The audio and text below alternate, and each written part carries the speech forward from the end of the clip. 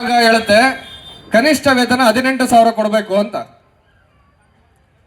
ಆದರೆ ನಾವೇ ಆಯ್ಕೆ ಮಾಡಿಕೊಂಡ್ರಂತ ಒಂದು ಕೇಂದ್ರ ಬಿಜೆಪಿ ಸರ್ಕಾರ ಹೇಳುತ್ತೆ ಅಷ್ಟೊಂದು ದುಡ್ಡು ಕಾರ್ಮಿಕರ ಕೈಯಲ್ಲಿ ಹ್ಯಾಂಡಲ್ ಮಾಡೋಕ್ಕಾಗಲ್ಲ, ಪೋಲ್ ಮಾಡ್ಬಿಡ್ತಾರೆ ದುಡ್ಡನ್ನ. ಹಾಗಾಗಿ ಅವ್ರಿಗೆ ಒಂದು ದಿನಕ್ಕೆ ನೆಲಮಟ್ಟದ ವೇತನ 178 ರೂಪಾಯಿ ಕೊಟ್ರೆ ಸಾಕು ಅಂತ. ಯಾಕೆ ಹೇಳಿ, ನಮ್ಮ ದುಡ್ಡಲ್ಲಿ ಅವ್ರಿಗೆ 1 ರೂಪಾಯಿಗೆ ಇಡ್ಲಿ 1 ರೂಪಾಯಿ ಟೀ ಸಿಗ್ತಾ ಇದೆಯಲ್ಲ, ಅವ್ರಿಗೆ ದುಡ್ಡಿನ ಬೆಲೆ ಗೊತ್ತಿಲ್ಲ ಸ್ವಾಮಿ, ನಮಗ್ ಗೊತ್ತಿದೆ ದುಡ್ಡಿನ ಬೆಲೆ ಏನು ಅನ್ನೋದು. ಕೇವಲ ಒಂದು ದಿನಕ್ಕೆ 178 ರೂಪಾಯಿ ನೆಲಮಟ್ಟದ ವೇತನ ಫಿಕ್ಸ್ ಮಾಡಿದ್ರೆ ನಾಚಿಕೆ ಆಗಬೇಕು ಈ ಸರ್ಕಾರಗಳಿಗೆ. ಇವತ್ತೊಬ್ಬ ಕಾರ್ಮಿಕ 8 ಗಂಟೆ 12 ಗಂಟೆಗಳ ಕಾಲ ಕೆಲಸ ಮಾಡ್ತಾನೆ. ಆ ಕಾರ್ಮಿಕನಿಗೆ ಕನಿಷ್ಠ ವೇತನ 2015ರಲ್ಲೇ 7ನೇ ವೇತನ ಆಯೋಗ ಹೇಳ್ತಾ ಇದೆ 18,000 ನಿಗದಿ ಮಾಡಬೇಕು ಅಂತ. ಆ 18,000 ವೇತನ ನಿಗದಿ ಮಾಡೋದ್ರ ಬದಲಾಗಿ ಕೇವಲ ಒಂದು ದಿನಕ್ಕೆ ನೆಲಮಟ್ಟದ ವೇತನ ಅಂತ 178 ರೂಪಾಯಿ ಫಿಕ್ಸ್ ಮಾಡಿದರೆ. ಇದು 2019ರಲ್ಲಿ. ಅವ್ರಿಗೆ ಎಷ್ಟು ಮಾತ್ರ ಈ ದೇಶದ ದುಡಿಯುವ ವರ್ಗದ ಮೇಲೆ ಕಾಳಜಿದೆ ಅಂದ್ರೆ 6 ವರ್ಷ ಆಗಿದೆ, ಇದುವರೆಗೂ ಅದರಲ್ಲಿ 1 ರೂಪಾಯಿ ಏರಿಸೋ ಮನಸ್ಸಾಗಿಲ್ಲ ಅವ್ರಿಗೆ. ಏನಕ್ಕೆ ಅಂದ್ರೆ ಅವ್ರ ಪ್ರಕಾರ 6 ವರ್ಷದಿಂದ ಯಾವ ಬೆಲೆ ಏರಿಕೆನೂ ಆಗಿಲ್ಲ ದೇಶದಲ್ಲಿ. ಬೆಲೆಗಳಿಂದ ಇಳಿತಾ ಇದೆ ಅವ್ರ ಪ್ರಕಾರ, ಅದಕ್ಕೆ ಬೆಲೆ ಏರಿಕೆ ಮಾಡಿಲ್ಲ ಅವರು. ಇಂತಹ ನಾಚಿಕೆ ಕೆಟ್ಟ ಸರ್ಕಾರದ ವಿರುದ್ಧ ಇವತ್ತು ನಾವು ಹೋರಾಟ ಮಾಡಬೇಕಾ ಬೇಡ ಅಂತ ನೀವೇ ಆಲೋಚನೆ ಮಾಡಿ ಹೇಳಿ. ಇಷ್ಟೇ ಅಲ್ಲ, ಮಹಿಳಾ ಕಾರ್ಮಿಕರನ್ನ ರಾತ್ರಿ ಪಾಳಿ ದುಡಿಸ್ಕೋಬೇಕು ಅಂದ್ರೆ ಅವರ ಒಪ್ಪಿಗೆ ಪತ್ರ ಪಡೆದೇ ರಾತ್ರಿ ಪಾಳಿಯಲ್ಲಿ ಕೆಲಸ ಮಾಡಿಸ್ಕೋಬೇಕಾಗಿತ್ತು. ಇವತ್ತು ಈ ಕಾರ್ಮಿಕ ಸಂವಿಧಾನದಲ್ಲಿ ಹೇಳ್ತಾ ಇದ್ದಾರೆ ಮಹಿಳಾ ಕಾರ್ಮಿಕರನ್ನ ರಾತ್ರಿ ಪಾಳಿನಲ್ಲಿ ದುಡಿಸ್ಕೊಳ್ಳೋಕೆ ಅವಕಾಶ ಕೊಡೋದಲ್ದೇನೆ ಅವರನ್ನ ಎಂತಹ ಅಪಾಯಕಾರಿ ಕೆಲಸಗಳಲ್ಲಿ ಬೇಕಾದ್ರೂ ಬಳಸ್ಕೋಬಹುದು ಅಂತ. ನಾವು ಕಾರ್ಮಿಕ ಸಂಘಟನೆಗಳು ಹೇಳ್ತಾ ಇದ್ವಿ, ಮಹಿಳೆಯರು 2 ಕಡೆ ಜವಾಬ್ದಾರಿ ನಿರ್ವಹಿಸಬೇಕು, ಅವರಿಗೆ ಕುಟುಂಬದ ಜವಾಬ್ದಾರಿನೂ ಇರುತ್ತೆ, ಕಾರ್ಖಾನೆಯಲ್ಲಿ ದುಡಿಯುವಂತ ಅನಿವಾರ್ಯತೆ ಇವತ್ತಿದೆ. ಗಂಡ ಹೆಂಡತಿ ಇಬ್ರು ದುಡಿಲಿಲ್ಲ ಅಂದ್ರೆ ಇವತ್ತು ಸಂಸಾರದ ನೌಕೆ ಸಾಗಲ್ಲ. ಹಾಗಾಗಿ ಹೆಣ್ಣು ಮಕ್ಕಳಿಗೆ ಬರೀ ಬೆಳಗ್ಗೆ 6ರಿಂದ ಸಂಜೆ 6 ಗಂಟೆವರೆಗೂ ಮಾತ್ರನೇ ಕೆಲಸ ಮಾಡೋದಕ್ಕೆ ಅವಕಾಶ ಕೊಡಬೇಕು, ರಾತ್ರಿ ಪಾಳಿಗೆ ಅವಕಾಶ ಕೊಡಬಾರ್ದು ಅಂತ. ಆದರೆ ಬೇಟಿ ಬಚಾವೋ ಬೇಟಿ ಪಡಾವೋ ಅಂತ ಹೇಳುವಂತ ಸ್ಲೋಗನ್ ಹೇಳುವಂತ ಈ ಒಂದು ಕೇಂದ್ರ ಸರ್ಕಾರ ಇವತ್ತು ಮಹಿಳೆಯರಿಗೆ ರಾತ್ರಿ ಪಾಳಿಯಲ್ಲಿ ಕಡ್ಡಾಯವಾಗಿ ಕೆಲಸ ಮಾಡೋದಕ್ಕೆ, ಅಪಾಯಕಾರಿ ಕೆಲಸಗಳಲ್ಲಿ ಕೆಲಸ ಮಾಡೋದಕ್ಕೆ ಅವಕಾಶ ಕೊಟ್ಟಿರೋದ್ರ ಜೊತೆಗೆ ಅವ್ರಿಗೆ ಯಾವುದೇ ಸುರಕ್ಷತಾ ಕ್ರಮಗಳನ್ನ ತಗೊಳ್ಳೋಂಥ ಒಂದು ಅಂಶಗಳನ್ನ ಈ ಒಂದು ಕಾರ್ಮಿಕ ಸಂಹಿತೆಗಳಲ್ಲಿ ಸೇರಿಸಿಲ್ಲ. ಇಂತಹ ಅಮಾನವೀಯ ಕಾನೂನುಗಳ ವಿರುದ್ಧ ಇವತ್ತು ನಾವು ಬೀದಿಗಿಳಿದಿದ್ದೀವಿ. ಈ ಹಿಂದೆ ಕಾರ್ಮಿಕರ ಸಂಘ ರಚನೆ ಮಾಡಿಕೊಂಡ್ರೆ ಅವ್ರಿಗೆ ನ್ಯಾಯಯುತವಾಗಿ ಕೊಡಬೇಕಾದ ವೇತನ ಕೊಡಲಿಲ್ಲ ಅಂದ್ರೆ, ಅವ್ರಿಗೆ ನ್ಯಾಯಯುತವಾಗಿ ಕೊಡಬೇಕಾದಂಥ ಸೌಲಭ್ಯ ಕೊಡಲಿಲ್ಲ ಅಂದ್ರೆ ಮುಷ್ಕರ ಮಾಡೋ ಹಕ್ಕು ನಮ್ಮ ಕಾರ್ಮಿಕರಿಗಿತ್ತು. ಇವತ್ತು ಈ ಕೇಂದ್ರ ಸರ್ಕಾರ ಹೇಳ್ತಾ ಇದೆ ನೇರವಾಗಿ ನಿಮ್ಮನ್ನು ಮುಷ್ಕರ ಮಾಡೋದಕ್ಕೆ ಅವಕಾಶ ಕೊಡಲ್ಲ ಅಂತ ನಾವು ಹೇಳ್ತಿಲ್ಲ, ಆದರೆ 14 ದಿವಸ ಮುಂಚೆ ಸ್ಟ್ರೈಕ್ ನೋಟಿಸ್ ಕೊಡಿ, ಆಮೇಲೆ ಬೇಕಾದ್ರೆ ಸ್ಟ್ರೈಕ್ ಮಾಡಿ ಅಂದರು. ನಾವು ಸರಿ ಇದೆ ಅಂತ ಅಂದ್ಕೊಂಡ್ವಿ. ಅದರಲ್ಲಿ ಇನ್ನೊಂದು ಪಾಯಿಂಟ್ ಸೇರಿಸಿದ್ದಾರೆ, 14 ದಿವಸದೊಳಗಡೆ ಡಿಸ್ಪ್ಯೂಟ್ ರೈಸ್ ಆದರೆ ಸ್ಟ್ರೈಕ್ ಮಾಡೋ ಆಗಿಲ್ಲ ಅಂತ. ಅಂದರೆ ಕಾರ್ಮಿಕ ಇಲಾಖೆನಲ್ಲಿ ಏನಾದರೂ ವ್ಯಾಜ್ಯ ರೈಸ್ ಆದರೆ ಆ ಸಂದರ್ಭದಲ್ಲಿ ಸ್ಟ್ರೈಕ್ ಮಾಡೋ ಹಂಗಿಲ್ಲ. ನಮಗೆ ಗೊತ್ತಿದೆ ನಮ್ಮ ಕಾರ್ಮಿಕ ಇಲಾಖೆ ಅಧಿಕಾರಿಗಳು ಎಷ್ಟು ಚೆನ್ನಾಗಿ ಕೆಲಸ ಮಾಡ್ತಾರೆ ಮ್ಯಾನೇಜ್ಮೆಂಟ್ ಪರವಾಗಿ ಅಂತ. ಕಾರ್ಮಿಕರ ಪರವಾಗಿಲ್ಲ, ಮ್ಯಾನೇಜ್ಮೆಂಟ್ ಪರವಾಗಿ ಎಷ್ಟು ಚೆನ್ನಾಗಿ ಕೆಲಸ ಮಾಡ್ತಾರೆ ಸೂಟ್ ಕೇಸ್ ಹೋದ್ರೆ ಅನ್ನೋದು ನಮಗೆ ಗೊತ್ತಿದೆ. ಲೇಬರ್ ಡಿಪಾರ್ಟ್ಮೆಂಟ್ ಅಲ್ಲಿ ಕನಿಷ್ಠ 3ರಿಂದ 6 ತಿಂಗಳ ಟೈಮ್ ತಗೊಳ್ತಾರೆ ಯಾವ್ದಾದ್ರು ಒಂದು ಡಿಸ್ಪ್ಯೂಟ್ ರೈಸ್ ಆದ್ರೆ. ಅದರ ಅರ್ಥ 6 ತಿಂಗಳವರೆಗೂ ನಾವು ಸ್ಟ್ರೈಕ್ ಮಾಡೋ ಆಗಿಲ್ಲ ಅಂತ. ಸರಿ ಆಯ್ತು, 6 ತಿಂಗಳಾದ್ಮೇಲೆ ಏನು? 6 ತಿಂಗಳಾದ್ಮೇಲೆ ಅಲ್ಲೇನಾದ್ರೂ ಕೇಸ್ ಫೈಲೂರ್ ಆದರೆ, ಡಿಸ್ಪ್ಯೂಟ್ ಕ್ಲಿಯರ್ ಆಗಲಿಲ್ಲ ಅಂದ್ರೆ ಲೇಬರ್ ಟ್ರಿಬ್ಯುನಲ್ಗೆ ಕೇಸ್ ರೈಸ್ ಆಗುತ್ತೆ. ಲೇಬರ್ ಟ್ರಿಬ್ಯುನಲ್ ಅಲ್ಲಿ ಕೇಸ್ ನಡೆಯುವಂಥ ಸಂದರ್ಭದಲ್ಲಿ ಸ್ಟ್ರೈಕ್ ಮಾಡೋ ಆಗಿಲ್ಲ. ಮತ್ತಿನ್ಯಾವ ಸ್ಟ್ರೈಕ್ ಮಾಡಬೇಕು? ಸ್ಟ್ರೈಕ್ ಮಾಡೋ ಹಾಗೆ ಇಲ್ಲ ನೀವು, ಬಟ್ ನಾವು ನೇರವಾಗಿ ಹೇಳಲ್ಲ ಅಷ್ಟೇ. ಓಪನ್ ಆಗಿ ಹೇಳಿದ್ರೆ ನೀವು ಗಲಾಟೆ ಮಾಡ್ತಿರಲ್ಲ, ಸ್ಟ್ರೈಕ್ ಮಾಡೋಕ್ಕೆ ಅವಕಾಶ ಕೊಡಲ್ಲ ಅಂದ್ರೆ. ಅದಕ್ಕೆ ಹಿಂಬಾಗಿಲಿನ ಮೂಲಕ ಈ ರೀತಿ ಕಾನೂನುಗಳನ್ನ ಅಳವಡಿಸಿ ಇವತ್ತು ಕಾರ್ಮಿಕರಿಗೆ ನಮ್ಮ ಸಂವಿಧಾನ ಕೊಟ್ಟಂತ ಮುಷ್ಕರದ ಹಕ್ಕನ್ನ ಈ ಒಂದು ಕಾರ್ಮಿಕ ಸಮಿತಿ ಇಲ್ಲದಾಗಿಸಿದೆ. ಇದರ ವಿರುದ್ಧ ನಾವು ಇವತ್ತು ಹೋರಾಟ ಮಾಡ್ತಾ ಇದ್ದೀವಿ ಬೀದಿಗಿಳಿದು. ಇಷ್ಟೇ ಅಲ್ಲ, ಕಾರ್ಮಿಕರ ನ್ಯಾಯ ಕೇಳೋದಕ್ಕೆ ಕಾರ್ಮಿಕ ಕೋರ್ಟ್ ಇತ್ತು, ಲೇಬರ್ ಕೋರ್ಟ್ಗಳಿದ್ದು ಇಷ್ಟು ವರ್ಷಗಳ ಕಾಲ. ಸುಮಾರು ಒಂದು 10 ಲಕ್ಷ ಕೇಸ್ ಇವತ್ತು ಲೇಬರ್ ಕೋರ್ಟಲ್ಲಿ ಇದೆ. ಕಾರ್ಮಿಕರಿಗೆ ನ್ಯಾಯ ಸಿಗಬಾರ್ದು ಅಂತ ಪಾಪ ಮ್ಯಾನೇಜ್ಮೆಂಟ್ಗಳು ಎಷ್ಟೊಂದು ಕಷ್ಟಪಟ್ಟು ಪ್ಲಾನ್ಗಳು ಮಾಡಿ ಕಾರ್ಮಿಕ ಸಂಹಿತೆಗಳಲ್ಲಿ ಒಂದೊಂದೇ ಪಾಯಿಂಟ್ನ ಆಲೋಚನೆ ಮಾಡಿ ಸೇರಿಸಿದ್ದಾರೆ ಅಂದ್ರೆ ನಮ್ಮ ಸಂವಿಧಾನನೂ ಇಷ್ಟೊಂದು ಆಳವಾಗಿ ಅಧ್ಯಯನ ಮಾಡಿ ಬರ್ದಿಲ್ವೇನೋ ಅಂತ ಅನ್ಸ್ಬಿಡುತ್ತೆ ನಮ್ಗೆ ಒಂದೊಂದ್ಸರಿ. ಇವ್ರು ತಂದಿರೋ ಕಾರ್ಮಿಕ ಸಂಹಿತೆಗಳು ಅಷ್ಟು ಡೀಟೈಲ್ ಆಗಿ ಯಾವುದೇ ಕಾರ್ಮಿಕ ಮುಷ್ಟಿ ಹಿಡಿದ್ರೆ ಗಾಳಿನೂ ಆಡಬಾರ್ದು ಅನ್ನೋ ರೀತಿಯಲ್ಲಿ ಕುತ್ತಿಗೆ ಇಚ್ಕೊಂತ ಕಾನೂನುಗಳನ್ನ ಇವತ್ತು ಈ ಸಂವಿಧಾನದಲ್ಲಿ ಸೇರಿಸಿದ್ದಾರೆ. ಏನಕ್ಕೆ ಅಂದ್ರೆ ಇನ್ನು ಮುಂದೆ ನಮ್ಮ ದೇಶದಲ್ಲಿ ಲೇಬರ್ ಕೋರ್ಟ್ಗಳೇ ಇರಲ್ಲ. ಲೇಬರ್ ಕೋರ್ಟ್ ಬದಲಾಗಿ ಲೇಬರ್ ಟ್ರಿಬ್ಯುನಲ್ನ ಜಾರಿಗೆ ತರ್ತಾ ಇದ್ದಾರೆ. ಲೇಬರ್ ಟ್ರಿಬ್ಯುನಲ್ ಅಲ್ಲಾದ್ರೂ ನಾವು ನ್ಯಾಯ ಕೇಳ್ಬೋದಲ್ಲ ಅಂತ ಅನ್ಕೊಂಡ್ರೆ ಅಲ್ಲಿ ಇನ್ನೊಂದು ಅಂಶ ಇಟ್ಟಿದ್ದಾರೆ. ಬರೀ ಜಡ್ಜ್ ಅಷ್ಟೇ ಲೇಬರ್ ಟ್ರಿಬ್ಯುನಲ್ ಅಲ್ಲಿ ಇರಲ್ಲ, ಅಡ್ಮಿನಿಸ್ಟ್ರೇಟಿವ್ ಆಫೀಸರ್ನು ನಾವು ಅಲ್ಲಿ ಇಡ್ತೀವಿ ಅಂತ. ಅದರ ಅರ್ಥ ಒಬ್ಬ ಸರ್ಕಾರದ ಅಧಿಕಾರಿನೂ ನಾವು ಅಲ್ಲಿ ಇಟ್ಟಿರ್ತೀವಿ, ಇಬ್ರು ಸೇರಿ ನಿಮಗೆ ನ್ಯಾಯ ಕೊಡ್ತಾರೆ ಅಂತ. ಸರ್ಕಾರದ ಅಧಿಕಾರಿನ ಲೇಬರ್ ಡಿಪಾರ್ಟ್ಮೆಂಟ್ ಅಲ್ಲಿ ಕೂರಿಸಿದ್ರೆ ಯಾವ ರೀತಿ ನ್ಯಾಯ ಸಿಗುತ್ತೆ ಅಂತ ನಮಗೆಲ್ಲ ಚೆನ್ನಾಗಿ ಗೊತ್ತಿದೆ. ಈಗಿರಂತ ಲೇಬರ್ ಡಿಪಾರ್ಟ್ಮೆಂಟ್ ಅಲ್ಲೇ ನ್ಯಾಯ ಸಿಗದೆ ಇರೋ ತರ ಮ್ಯಾನೇಜ್ಮೆಂಟ್ ನೋಡ್ಕೊಳ್ಬೇಕಾದ್ರೆ ಬಂಡವಾಳಗಾರರು ಲೇಬರ್ ಟ್ರಿಬ್ಯುನಲ್ ಅಲ್ಲೂ ಸಹ ನಮಗೆ ನ್ಯಾಯ ಸಿಗಲ್ಲ ಅನ್ನೋದು ನಮಗೆ ಚೆನ್ನಾಗಿ ಗೊತ್ತಿದೆ. ಸರಿ, ಮುಷ್ಕರ ಮಾಡಕ್ಕೆ ಅವಕಾಶ ಕೊಡಲ್ಲ. ಕಾರ್ಖಾನೆ ಒಳಗಡೆ ನೀವೇನಾದ್ರೂ ಸ್ಲೋ ಡೌನ್ ಮಾಡಿದ್ರೆ ಅದನ್ನ ಇಲ್ಲಿಗಲ್ ಸ್ಟ್ರೈಕ್ ಅಂತ ಕನ್ಸಿಡರ್ ಮಾಡ್ತಾರೆ.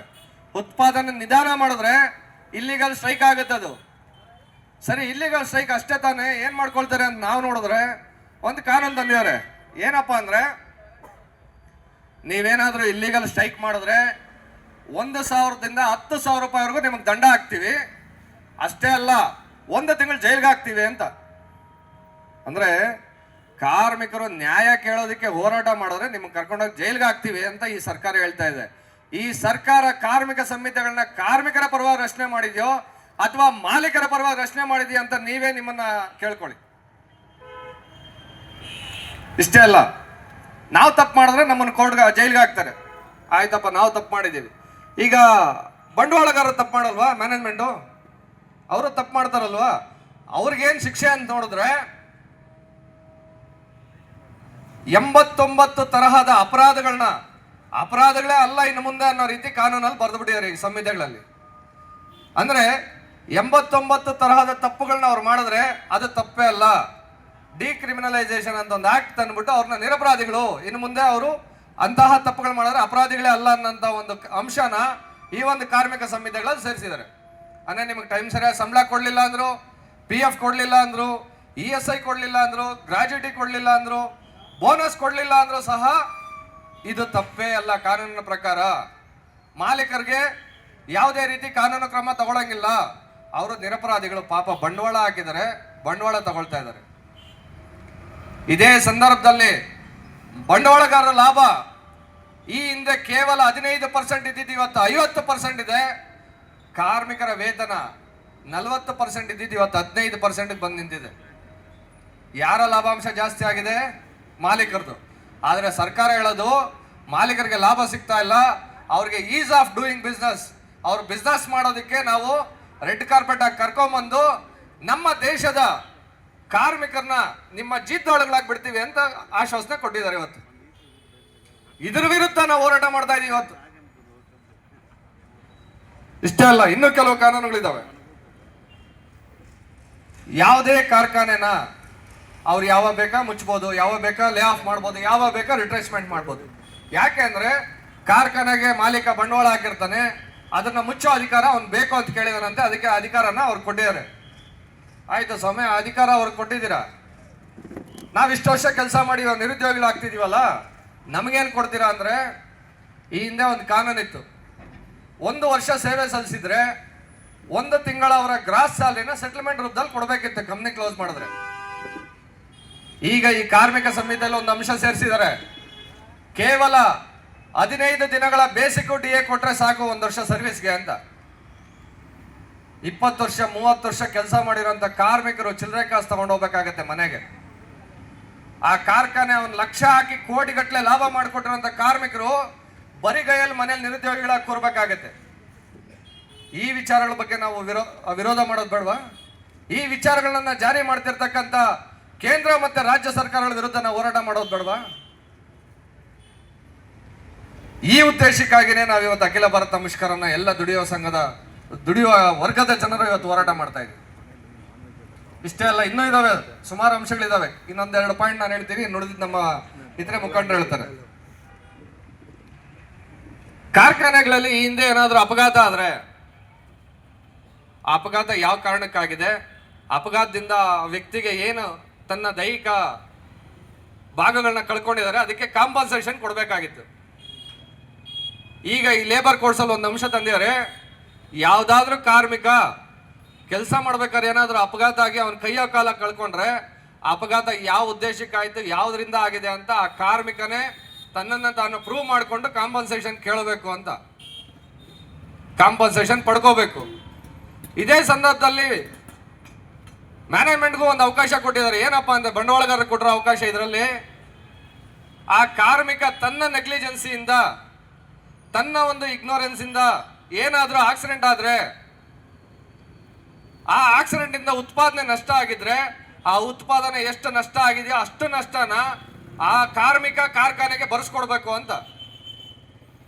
ಅಂದ್ರೆ ನಾನು ಕೆಲಸ ಮಾಡ್ಬೇಕಾದ್ರೆ ನನ್ನ ಕೈಯೋ ಕಾಲೋ ಕಣ್ಣ ಕಳ್ಕೊಂಡ್ರೆ ನನಗೆ ಕಾಂಪನ್ಸೇಷನ್ ಕೊಡಲ್ಲ, ಅದರಿಂದ ಉತ್ಪಾದನೆ ನಷ್ಟ ಆಗಿದ್ರೆ ಆ ಉತ್ಪಾದನೆ ನಷ್ಟ ನಾನು ಕಟ್ಕೊಡ್ಬೇಕು ಅನ್ನೋಂಥ ಸಂಹಿತೆನ, ಕಾನೂನನ್ನ ಈ ಸಂಹಿತೆನಲ್ಲಿ ತಂದಿದ್ದಾರೆ.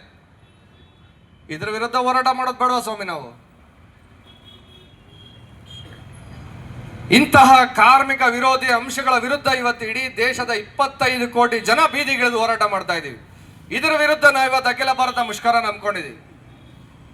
ಇಷ್ಟೇ ಅಲ್ಲ, ಮೊನ್ನೆ ತುಂಬಾ ಆಶ್ಚರ್ಯಕರವಾದಂಥ ವಿಚಾರ, ಸುಪ್ರೀಂ ಕೋರ್ಟ್ನ ಜಡ್ಜ್ ಒಬ್ರು ಹೇಳ್ತಾರೆ, ಮನೆ ಕೆಲಸದವ್ರಿಗೆ ಕನಿಷ್ಠ ವೇತನ ನಿಗದಿ ಮಾಡಿ ಅಂದ್ರೆ, ಮನೆ ಕೆಲಸದವ್ರಿಗೆಲ್ಲ ಕನಿಷ್ಠ ವೇತನ ನಿಗದಿ ಮಾಡ್ಬಿಟ್ರೆ ಯಾರು ಮನೆ ಕೆಲಸಕ್ಕೆ ತಗೊಳ್ಳಲ್ಲ ಅಂತ. ಅಂದ್ರೆ ಮನೆ ಕೆಲಸದವ್ರನ್ನು ಸಹ ಅವರು ಕಾರ್ಮಿಕರು ಅಂತ ಪರಿಗಣನೆ ಮಾಡಕ್ಕೆ ಇವತ್ತು ಸುಪ್ರೀಂ ಕೋರ್ಟ್ ಜಡ್ಜ್ ರೆಡಿ ಇಲ್ಲ. ಅವರ ಇವತ್ತು ಮಾಲೀಕರ ಪರವಾದಂಥ ನೀತಿಗಳು ಎಷ್ಟು ತೀವ್ರವಾಗಿ ಮಾಲೀಕರು ಅವ್ರ ಮೇಲೆ ಅವರ ಒಂದು ಆಲೋಚನೆಗಳನ್ನ ಏರ್ತಾ ಇದ್ದಾರೆ ಅನ್ನೋದು ಇದರಿಂದ ಕ್ಲಿಯರ್ ಆಗಿ ಗೊತ್ತಾಗುತ್ತೆ ನಿಮಗೆ. ಅಷ್ಟೇ ಅಲ್ಲ, ಕಾರ್ಮಿಕರ ಸಂಘಟನೆಗಳು ಕಟ್ಟೋದ್ರಿಂದಾನೇ ಕಾರ್ಖಾನೆಗಳು ಬಂದಾಗುತ್ತೆ ಅಂತ ಹೇಳ್ತಾರೆ. ಅವ್ರಿಗೆ ಮೋಸ್ಟ್ಲಿ ವಿಷಯ ಗೊತ್ತಿಲ್ಲ ಅನ್ಸುತ್ತೆ. ಇವತ್ತು ರಾಜ್ಯಗಳ ಮಧ್ಯೆ ಪೈಪೋಟಿ ಶುರುವಾಗಿದೆ. ನಮ್ಮ ಕರ್ನಾಟಕ ರಾಜ್ಯದಲ್ಲಿ ಒಂದು 5 ವರ್ಷ ನಿಮಗೆ ಟ್ಯಾಕ್ಸ್ ಫ್ರೀ ಕೊಡ್ತೀವಿ, ನೀರು ಫ್ರೀ ಕೊಡ್ತೀವಿ, ಕರೆಂಟ್ ಫ್ರೀ ಕೊಡ್ತೀವಿ ಅಂತ ಹೇಳ್ತಾರೆ. ಇದೇ ಸಂದರ್ಭದಲ್ಲಿ ಆಂಧ್ರ ಸರ್ಕಾರ ಹೇಳುತ್ತೆ ನಿಮಗೆ 7 ವರ್ಷಗಳ ಕಾಲ ಕೊಡ್ತೀನಿ ಅಂತ. ತಮಿಳುನಾಡು ಇವ್ರಿಗಿಂತ ಒಂದು ಹೆಜ್ಜೆ ಮುದ್ದೆ, 8 ವರ್ಷ ನಾವು ಅವಕಾಶ ಕೊಡ್ತೀವಿ ನಿಮ್ಗೆ, ನಿಮ್ಮ ಹತ್ರ ಯಾವುದೇ ತೆರಿಗೆ ಕಟ್ ಮಾಡಲ್ಲ ಅಂತ. ಇಂಥ ಸಂದರ್ಭದಲ್ಲಿ ಯಾವ ಕಾರ್ಖಾನೆ ತಾನೇ ಒಂದೇ ಕಡೆ ನೆಲೆ ಇರುತ್ತೆ? ಕಾರ್ಮಿಕರು ಹೋರಾಟ ಮಾಡೋದ್ರಿಂದ ಇವತ್ತು ಯಾವ ಕಂಪ್ನಿನೂ ಬಾಗ್ಲಾಕಿಲ್ಲ. ಯಾರು ನಷ್ಟ ಆಗಿದೆ ಅಂತ ಇದ್ದವರೆಗೂ ಯಾವ ಕಾರ್ಖಾನೆಯವರು ಬಾಗ್ಲಾಕಿಲ್ಲ. ಅವರು ಬಾಗ್ಲಾಕಿರೋದು ಅವರ ಬಂಡವಾಳನ ಹೆಚ್ಚಿಗೆ ಮಾಡ್ಕೊಳ್ಳೋದಕ್ಕೆ, ಅವರ ಲಾಭಾಂಶನ ಹೆಚ್ಚಿಗೆ ಮಾಡ್ಕೊಳ್ಳೋದಕ್ಕೆ ವಿನ ಯಾವುದೋ ಕಾರ್ಮಿಕ ತನ್ನ ಲಾಭದಲ್ಲಿ ಪಾಲು ಕೇಳ್ಬಿಟ್ಟ ಅಂತ ಇದುವರೆಗೂ ಯಾರು ಕಾರ್ಖಾನೆ ಬಂದ್ ಮಾಡಿಲ್ಲ. ಇಂಥ ವಿಷಯಗಳನ್ನ ಅಂತ ಉನ್ನತ ಸ್ಥಾನದಲ್ಲಿರೋಂಥವ್ರು ಅರ್ಥ ಮಾಡ್ಕೊಂಡು ಮಾತಾಡ್ಬೇಕು. ಕಾರ್ಮಿಕರ ವಿಷಯವಾಗಿ ಮಾತಾಡ್ಬೇಕಾದ್ರೆ ಏನಕ್ಕೆ ಅಂದ್ರೆ ಅವ್ರು ಮಾತಾಡಿರತಕ್ಕಂಥ ಮಾತು ಇಡೀ ದೇಶದ ಕಾರ್ಮಿಕ ವರ್ಗಕ್ಕೆ ಮಾಡಿರೋಂಥ ಅವಮಾನ, ಅದು ಅವರ ಒಂದು ಶ್ರಮಕ್ಕೆ ಮಾಡಿರ್ತಕ್ಕಂಥ ಅವಮಾನ. ಇಷ್ಟೇ ಅಲ್ಲ, ಇನ್ನೂ ಒಂದು ಹೇಳ್ತಾರೆ, ESI ಫೆಸಿಲಿಟಿನ ಇಡೀ ದೇಶದಲ್ಲಿರೋಂಥ ಎಲ್ಲ ಕಾರ್ಮಿಕರಿಗೂ ವಿಸ್ತರಣೆ ಮಾಡ್ತೀವಿ ಅಂತ. ನಮಗೆ ತುಂಬಾ ಖುಷಿ ಆಯ್ತು. ಓಕೆ ಬಿಡಪ್ಪ, ESI ಇನ್ನು ಮುಂದೆ ದೇಶದ 50 ಕೋಟಿ ಕಾರ್ಮಿಕರಿಗೆ ಸಿಗುತ್ತೆ ಅಂತ. ಎಷ್ಟು ಸುಂದರವಾಗಿ ಸುಳ್ಳುಗಳನ್ನ ಕಟ್ಟಿ ಹೇಳ್ತಾರೆ ಅಂದ್ರೆ ಕೇಂದ್ರ ಸರ್ಕಾರ. ನಮ್ಮ ದೇಶದಲ್ಲಿ 780 ಜಿಲ್ಲೆಗಳಿದಾವೆ. ನಾವು ಅನ್ಕೊಂಡ್ವಿ ಕನಿಷ್ಠ ಒಂದು ಜಿಲ್ಲೆಗೆ ಒಂದು ಆಸ್ಪತ್ರೆ ಆದ್ರೂ ESI ಆಸ್ಪತ್ರೆ ಇರ್ಬೋದಲ್ವಾ ಅಂತ. ತಮ್ಮ ಕೈಲೆಲ್ಲ ಮೊಬೈಲ್ ಇರುತ್ತೆ, ಕೆಲ್ಸಕ್ಕೆ ಬರ್ದಿರೋದು ಏನೇನೋ ನೋಡ್ತಿರ್ತೀರ. ಕನಿಷ್ಠ ಇಂಥ ವಿಚಾರಗಳಾದ್ರೂ ನೋಡಿ ಫ್ಯಾಕ್ಟ್ ಏನೋ ಅಂತ ತಿಳ್ಕೊಳ್ಳಿ. ನಮ್ಮ ದೇಶದಲ್ಲಿ ಕೇವಲ 160 ESI ಆಸ್ಪತ್ರೆಗಳು ಮಾತ್ರ ಇದಾವೆ ಇವತ್ತು. 780 ಜಿಲ್ಲೆಗಳಲ್ಲಿ ಕೇವಲ 160 ESI ಆಸ್ಪತ್ರೆ. ಕೇಂದ್ರ ಸರ್ಕಾರನ ಹೇಳೋ ಪ್ರಕಾರ ನಮ್ಮ ದೇಶದ ದುಡಿಯುವ ವರ್ಗದ ಜನ 50 ಕೋಟಿ ಇದ್ದಾರೆ. ಅದರಲ್ಲಿ ಈ ಒಂದು ESI ಫೆಸಿಲಿಟಿ ಇರೋದು ಕೇವಲ 10% ಜನಕ್ಕೆ, ಉಳಿದಿರೋ 90% ಜನಕ್ಕೂ ನಾವು ಎಕ್ಸ್ಟೆಂಡ್ ಮಾಡ್ತೀವಿ ಅಂತ. ಅವ್ರು ಹೇಳೋ ಪ್ರಕಾರನೇ ತಗೋಣ.